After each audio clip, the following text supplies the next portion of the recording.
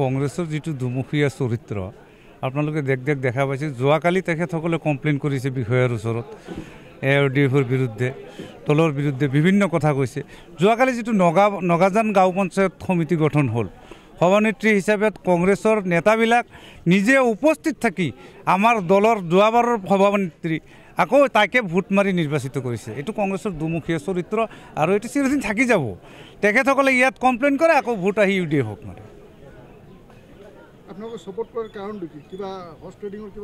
নাই, একো horse trading নাই। আপোনালোকে জানে যে দলগাঁও সমষ্টিত বিধায়ক মুজিবুৰ ৰহমান চাহাবে যিকোনো উন্নয়নমূলক কাম কাজ ইতিমধ্যে কৰিছে।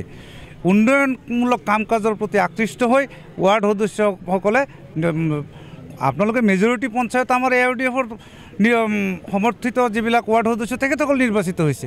কংগ্ৰেছে কথাখিনি হাৱাত কৈ আছে। আপোনালোকে মই প্ৰত্যেকটা পঞ্চায়তৰ নাম কৈ দিব পাৰিম যে অমুকটো পঞ্চায়তত আমাৰ 8জন 7জন 6জনৰ তলত ক'তো আপোনাৰ ৱাৰ্ড সদস্য আমাৰ সমৰ্থিত ৱাৰ্ড সদস্য নিৰ্বাচিত হোৱা নাই। তেখেতসকলৰতো এতিয়া তেখেতসকলে ভাবি আছিলে যে যিহেতু নিৰ্দলীয়, কিন্তু দলীয়ভাৱেতো ARDFৰ লগত জনসাধাৰণ আছে। ক'বলৈ ভাষা নাই আৰু। পোনপ্ৰথমতে মই সাংবাদিক ভাই বন্ধুসকলক ধন্যবাদ জ্ঞাপন কৰিছোঁ। লগতে সদস্যসকলক, কল্যাণ গাঁও পঞ্চায়তৰ ৰাইজসকলক ধন্যবাদ জ্ঞাপন কৰিছোঁ। তাৰপিছত মই ARDFৰ দলৰ পৰা একবাৰ কাউন্সিলৰ আছিলোঁ, এইবাৰ ৱাৰ্ড সদস্য হৈছোঁ, আকৌ সভানেত্ৰী হ'বলৈ সক্ষম হৈছোঁ। আমাৰ দলগাঁও সমষ্টিৰ বিধায়ক মুজিবৰ চাহাবে বহুত সঁহাৰি দিছে, আমাৰ সদস্যসকলেও সঁহাৰি দিছে, বহুত বিনা কণ্টেষ্টত হৈছে, সভানেত্ৰী হ'বলৈ সক্ষম হৈছোঁ। সেইবাবে মই হজৰত মৌলানা বদৰুদ্দিন আজমলক মই চাহাবক ধন্যবাদ জ্ঞাপন কৰিছোঁ। লগতে আমাৰ দলগাঁও সমষ্টিৰ বিধায়ক মুজিবুৰ ৰহমানক ছাৰক ধন্যবাদ জ্ঞাপন কৰিছোঁ। কল্যাণ পঞ্চায়তৰ সমূহ ৰাইজক ধন্যবাদ জ্ঞাপন কৰিছোঁ। লগতে আমাৰ দলৰ কৰ্মীসকলক ধন্যবাদ জ্ঞাপন কৰিছোঁ। প্ৰাক্তন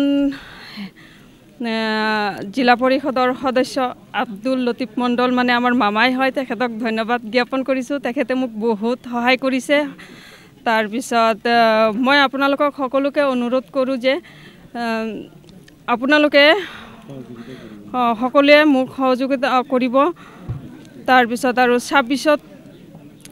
26ত আপোনালোকে সকলোৱে ARDF কৰিব, মানে ৰাজ্যৰ সমষ্টিৰ উন্নয়নৰ কথা ভাবি কেনে আপোনালোকে ARDF কৰিব বুলি মোৰ এটা অনুৰোধ থাকিল আপোনালোকৰ ওচৰত। উন্নয়নমূলক কাম কৰি যাম, যিখিনি আহে উন্নয়নমূলক কাম সেইখিনিয়ে কৰিম। ৰাস্তা ঘাট, কালভাৰ্ট, এনেকুৱা বহুত ধৰণৰ সমস্যা আছে।